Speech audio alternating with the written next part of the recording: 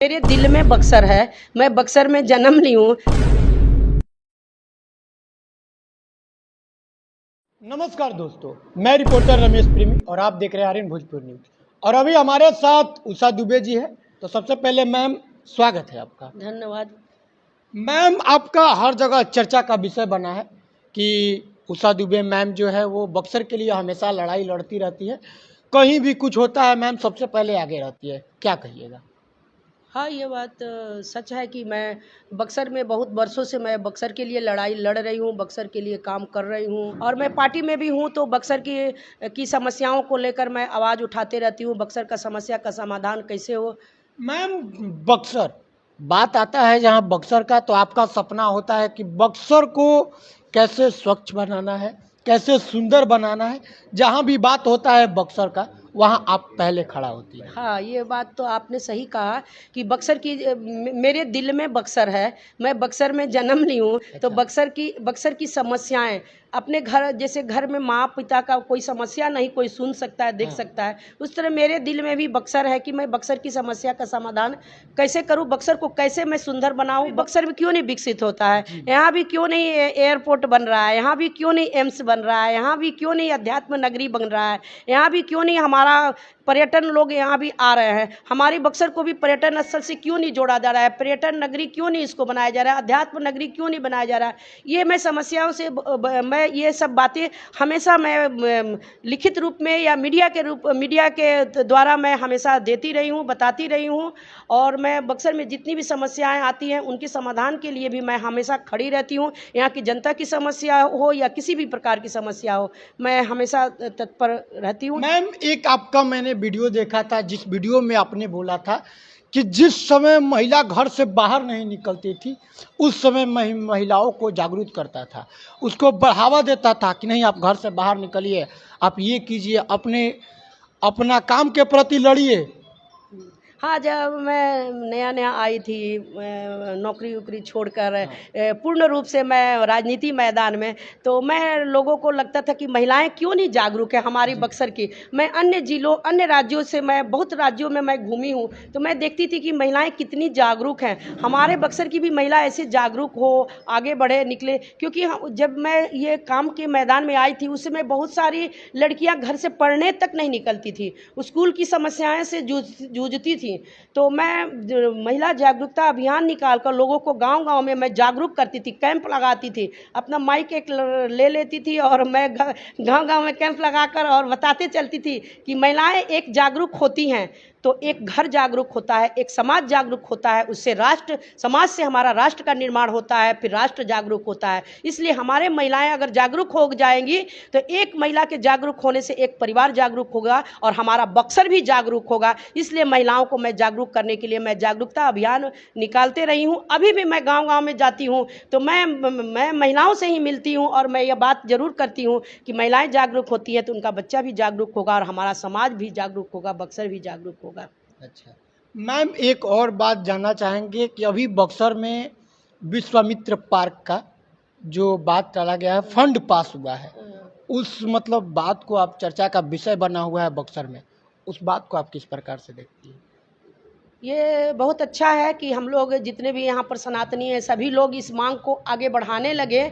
मैं जब बक्सर में आई थी पहले तो मैं विश्वामित्र पार्क, विश्वामित्र की स्टेशन पर विशाल मूर्ति लगे, ये मीडिया के माध्यम से मेरे पेपर न्यूज मीडिया सभी चैनलों सभी के द्वारा मैं बार बार मांग करती थी। क्योंकि मैं आई ही मकसद ही था मुझे सब कुछ छोड़कर इस मैदान में आने का कि बक्सर में विश्वामित्र की भूमि कहा जाता है और राम की शिक्षा स्थली है, तो इनसे संबंधित ही यहाँ पर कुछ काम हुआ हो। तो इसलिए मैं इस चीज़ की मांग मैं बहुत पहले मैं की थी जो अभी बहुत सारे लोग अध्यात्म से जुड़े हुए लोग, सनातनी लोग इस चीज़ मांग को और आगे बढ़ा रहे हैं और यह मांग हमारा मुखर होकर और यह मांग पूरी हो रही है। लेकिन हम अब हम इस मांग को और आगे बढ़ा रहे हैं कि यह इतना कम पैसे से क्या होगा। मैं माननीय प्रधानमंत्री नरेंद्र मोदी जी से बोलते हैं कि हम मांग हमारी तो पूरी हुई लेकिन इतने कम मांग से क्या होगा, अभी और 24 करोड़ मांग से 24 करोड़ से क्या होगा,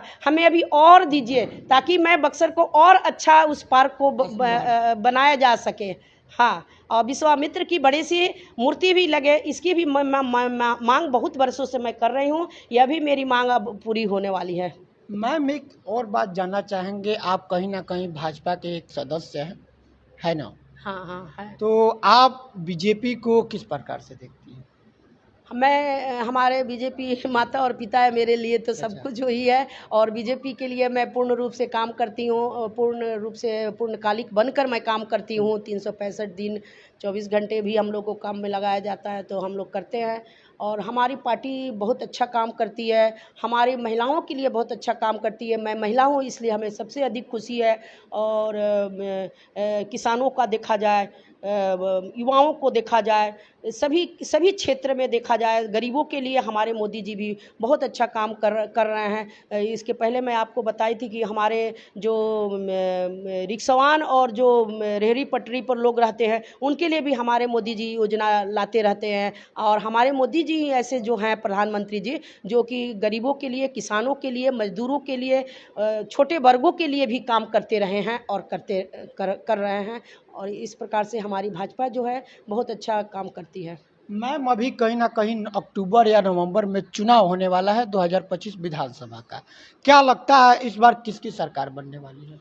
ये तो पूरी तरह से आश्वस्त है, सभी को ही आश्वस्त है कि हमारी भाजपा की एनडीए की सरकार बनेगी।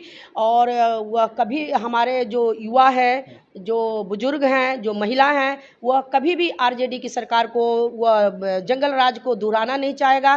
क्योंकि उसको उस प्रताड़ना को जो सहा है वह जानता है, जो नहीं भी सहा है, जो युवा बना है, उनके माता पिता एक कहानी की तरह सुनाते हैं, एक स्टोरी की तरह सुनाते हैं कि क्या वो एक समय था।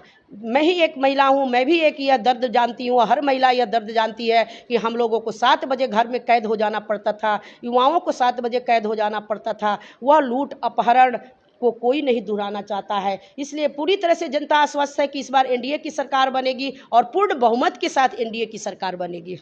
बट मैम आप एनडीए की बात कर रही है, लेकिन एक नई पार्टी दिख रही है जो कि प्रशांत किशोर जी की पार्टी है, जन स्वराज। उस पार्टी के बारे में क्या सोचती हैं? उस पार्टी के बारे में, हमारा लोकतंत्र है, लोकतंत्र में लोग पार्टी बनाते रहते हैं।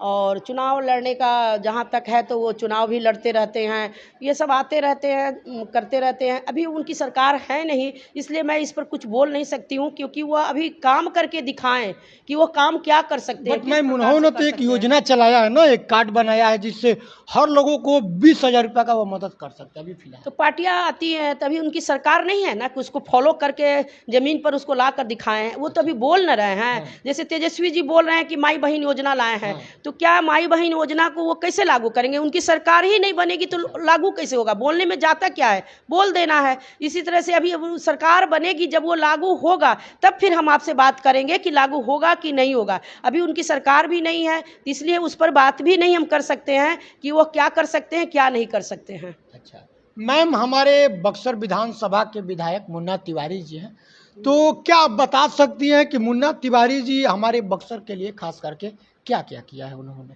हमें तो यही पता है कि वो कुछ भी काम नहीं करते हैं, उनका आता पता भी नहीं रहता है कि अच्छा। कहाँ रहते हैं। गांव में जाओ, गांव में लोग समस्या लेकर बैठे रहता है। किसी का नल जल योजना, किसी को घर कोई से कोई प्रॉब्लम। कोई कोई भी समस्या हो, पहले तो उनके जनता की समस्या, जनता उनको अपना भाई समझ के चुना था। अच्छा। उनको अपना सेवक समझ के जब चुना था, हाँ। तो उनका सेवा करना चाहिए, उनकी समस्याओं का समाधान करना चाहिए। मैं यहाँ की रहने वाली हूँ, तो मुझे बहुत दुख होता है जब मैं जाती हूँ गांव में, लोग समस्या बताते हैं कि हमार हई काम ना भइल, हौ काम ना भइल, बचिया हमार हई काम करा दो, हौ काम करा दो, तो हमें बहुत दुख होता है। विधायक जी का क्यों नहीं, उनका समस्या जब समाधान आप करते तो लोग हमारे पास क्यों आते हैं, लोग और लोगों के पास क्यों जाते हैं? आपको तो जनता दरबार लगाकर लोगों की समस्याओं को समाधान करना चाहिए। और जो हमारी केंद्र सरकार जो योजना दे रही है, और नीतीश जी जो योजना दे रहे हैं, उसको भी यहाँ पर लागू करना चाहिए। उसको भी आप लागू नहीं करते हैं, इसलिए यहाँ की जनता जो है पूरी तरह से एकदम मतलब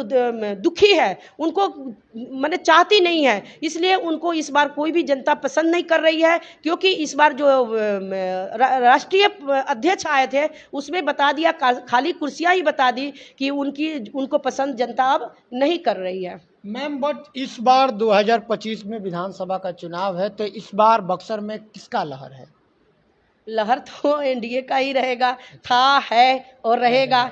क्योंकि अच्छा काम कर रही है, विकसित बिहार बना रही है। विकसित भारत था, विकसित बिहार भी हमारा, और हम कितना आगे बढ़ गए। यही रोड था, जब सुबह चलते थे तो रात में पहुंचेंगे कि नहीं पहुंचेंगे। रोड देखा जाए, स्वास्थ्य देखा जाए, बिजली देखा जाए, पानी देखा जाए, महिला जागरूकता देखा जाए, युवा जागरूकता देखा जाए, रोजगार देखा जाए।